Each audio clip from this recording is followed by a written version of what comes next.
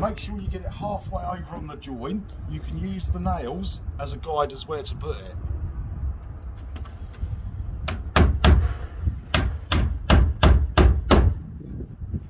Make sure they look nice and straight.